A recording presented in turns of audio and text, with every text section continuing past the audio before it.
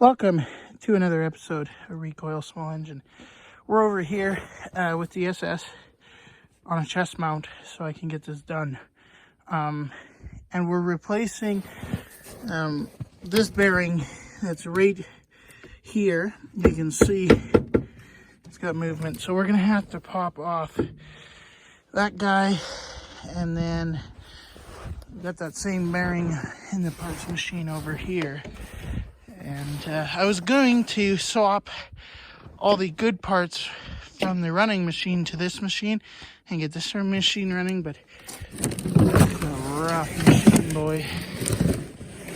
It's almost too rough to do anything with. Like all the... Man, is it rough.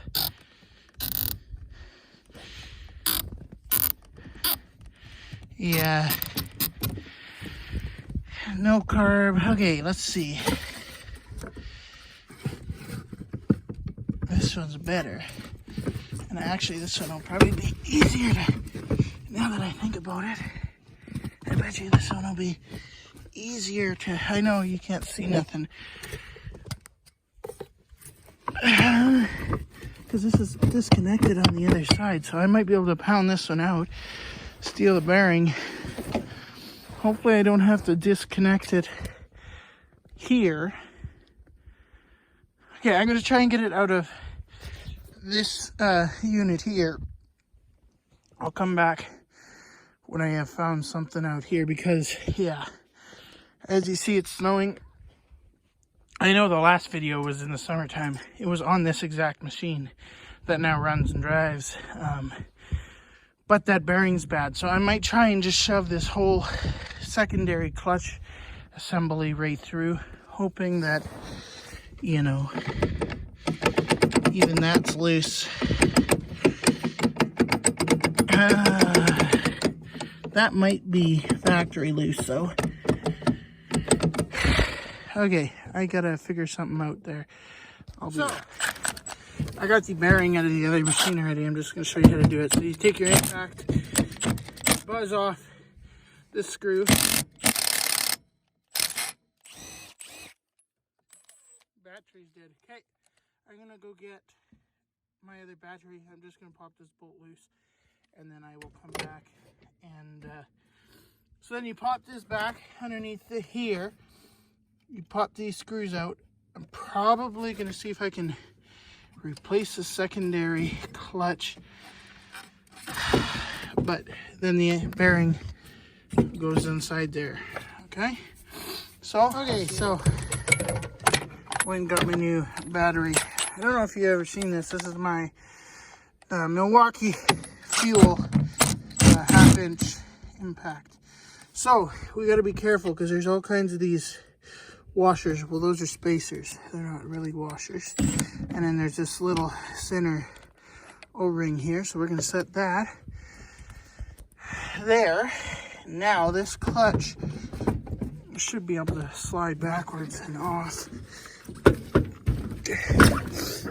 There it is. So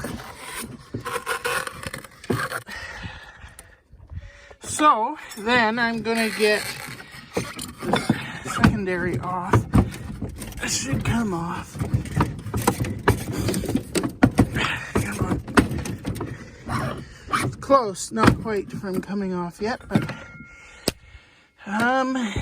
okay. So then you take your 12 mil. I have to slide it on the shaft, so we're still gonna have to pull this clutch off. But you take 12 mil and you break these loose. It looks like I'm going to have to replace this cover. The old one, thankfully, had a cover. And then, okay, and then those come loose, and then the bearing goes in that direction. So I'm going to get this cover off, come back, and then we'll put everything in. I'll have this clutch off and everything as well. All right. So I'll catch you. So this guy goes on here like this, bolts up, and then your bearing comes out. And that bearing, well, you know, they're brand new to me. That is a bad bearing. So Just a quick disclaimer, this video is in 4K. So there's the old bearing, and there's the old used bearing that we're going to put in there. So yeah, you can kind of see this one's good. It makes no noise, so we'll set that in. It does have a little bit of damage here, but I think it should be fine to set in there. Sorry, here's the center of our bearing, which I'm probably never going to get off of there. So I'm going to work at getting this rest of this bearing on. We're going to get this on, and then I got the primary clutch off, and you can see how ground down it is. I'm going to see if I can use the other secondary clutch that's in the other machine and see if I can get it to work properly. But yeah, so that's that. So I'm going to get this bearing in, bolt everything up, and we'll wiggle the shaft. And yeah, this one's in nice shape. Stop me yipping, blibbering on too much more. I'm going to get this finished, and I'll show you when I'm putting this bearing in. First of all, this lighting is kind of neat. It's getting dark. That's where we work out of the bus. So this camera has a blurry background, so you can see it's focusing on my hand. It's got a blurry background, which is nice. So this bearing in here has got some problems. If you look down in there, I'll hold you still, it's pretty well welded itself to that guy. My one last attempt would be to take and unscrew that there screw and see if we can hammer the whole thing out, and I have that same piece on the other shaft, because this is the internal part of the bearing. Like, this is where the balls would ride on, and the whole bearing cratered, and the other pieces of the bearing are inside there, right? You can kind of see that. So I think I'm going to call it for the day. I'm going to wrap this sucker up. When you pull your primary clutch back, if you undo this screw and this screw, it separates from the frame here, so that you're and then your secondary just pops right off, 7/8 on the inside. So I have a whole new shaft, but that means that I would have to disconnect it from there, which is the gearbox. I've done that before. That's simple. That's not the issue. The issue is I don't know if I want to play in the gearbox. So this bolt here, these are shims, okay? And these shims are what space the secondary on here, how close it is. So I have a new one of these circular plates. I don't even know what happened. Oh, mine's up there on the trailer. So I'm going to try that, and if I succeed, I'm going to film me putting back. This also has a mark, as you see right there. So that is the only other problem. This secondary, so let's go for a little walk here. So that secondary is kind of garbage. Now this is an SS 440. This is the parts machine. This secondary is in a lot better shape, I think, if I cleaned it up a little bit. Yeah, that looks like it's in a lot better shape. Looks like it would function too. We'll see. I might be able to reuse that other one. And the shaft is over here with that piece on it. Right, this is that bearing piece. I'm going to actually take this to my toolbox, find the right size Allen key, pop this one off, and see if I can get it off on the other machine. If not, we're just going to shove this shaft right here. That end there would go into the gearbox. And so as you see, this hood isn't sitting properly. Okay, so that shaft would run. So this machine obviously runs. So that shaft goes into here. All right, so so this other collar, so it's the next day, but this was the collar off of the parts snow machine, and this goes on to the shaft here, just like this. The bearing comes over and rides inside this race, and then the primary or the secondary clutch goes on and stuff. So this one I've cleaned up, as you see, the inside the best I can. This one was really tight. This is how it should go on a shaft. That's the wrong side. It's this side. This is how it should fit, but I had to pound that off. So we are going to, because I'm got a feeling we are going to have to pound it again. We're going to take along the ball peen hammer and a bit of sandpaper to get it to move freely again. So there's that guy. That guy should be, I think it's this one. Yep. So I just want to make sure that's going to penetrate in there. And then we will get back out to the machine and we'll get things. Is this not the right size? No, it is the bigger one. Well, I thought it was the smaller of the three, but I guess not. It's this one.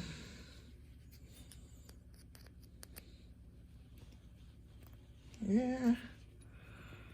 I don't know, I might have to use the...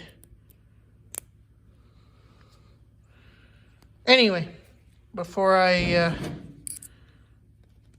destroy things too much here, we'll get out to the machine, and this video is 10 minutes long already, and we'll get out and get this all put together. So with that being said, thank you for watching thus far, and I'll see you in the next. So the easiest way for me is to pull this chain case off. So what I did was pulled the exhaust out, strap there, 2 springs there, and a bolt. Where was that bolt? It was up in here somewhere that I removed. This cover, come back, it'll drain the oil, it'll go out that hole, that's fine. I'll buy new gear case oil.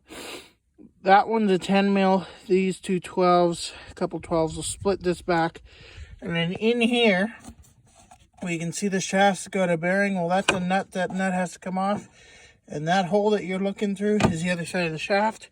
We're going to pound it that direction. And then I might try and pop.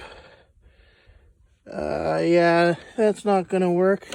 I'll have to pound this guy through, and I have another key for here, and we'll have to do it. So this is going to be a longer episode than what I thought. I'm going to pull the rest of these. When I get this cover off, I'm going to show you how this is your chain tension adjustment, and we'll show you how to tension the chain and a bunch of different stuff. So this is a very formative video on how this kind of stuff is done. So make sure you stay tuned. I'm going to try and show it the best I can and try and teach you guys the best I can. But the camera's better. Like I say, we got a blurry background now, so yeah. So all right, so we got the cover off.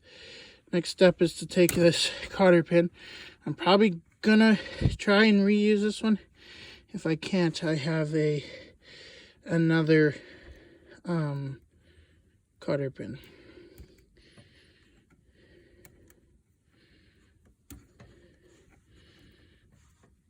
But we'll try and reuse it. It's gonna get kind of difficult to pull these pins out. I'm gonna carefully pop that gasket out. The gasket will go with the top part. Now it's just this bolt. Before we do that though, I'm going to take our 12 mil. I think that's 12, yeah. We're just gonna loosen the tension off on this timing chain, or this drive chain, okay? And these do break. They can break. Like, it is possible for these guys to break. So yeah, I'm gonna pop this nut off. We're gonna pop this nut back so that I can push this shaft, try and get the shaft to push through. I might go grab my dead blow hammer. I'm going to do that, and if I can get the shaft out, I'll meet you back with the shaft. I'll put the new collar on, shaft back in, bearing on, button it all back together, and we should be golden. With that being said, I'll see you in the next clip. So I pulled the shaft out of the whole skidoo.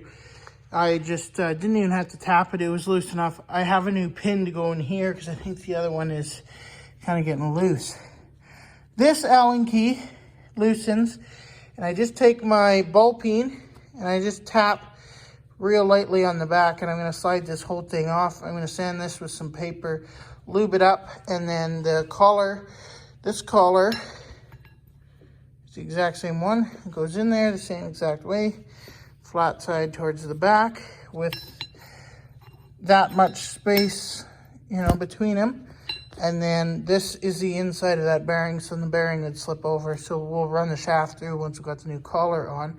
I'll turn the camera back on when I got the new collar on, because I don't want to, I have to heat this and bang it back, so I'm not going to waste your time, 45 minutes of me banging away. So if I get it off, get this back on, we will tension this one. See if I can save this set screw, because this set screw has been a little bit stripped. So do my best to save that set screw. With that being said, thank you for watching this far, and we'll catch you back when we've got that bearing done. Okay, so the end of part one. Sorry, I was gonna put it in a long video, but this is spread out over too many days for me to properly put it into one solid video.